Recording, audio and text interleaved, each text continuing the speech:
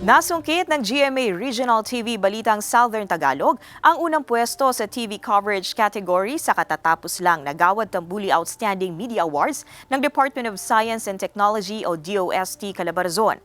Nakuha ng istasyon ang parangal na yan sabay sa selebrasyon ng 60th anniversary ng DOST Region 4. Kinikilala ng ahensya ang malaking ambag at papel na ginagampanan ng TV broadcast sa paghahatid ng mga makabuluhang impormasyon sa publiko. Sa larangan man yan ng research, innovation, technology at maging sa educational and academic programs. Ilang ulit na ring naitampok sa programa ng GMA Regional TV Balitang Southern Tagalog ang iba't ibang imbensyon mula sa mga ordinaryong Pilipino at suportang na ipagkaloob ng ahensya sa isang individual o negosyo gamit ang modern technology. Lubos naman ang pasasalamat ng ahensya sa mga media practitioner. Mahigit 2 dekada na ang pagbibigay pagkilala at pagpaparangal ng Gawad Tambuli sa mga nasa larangan ng pamamahayag.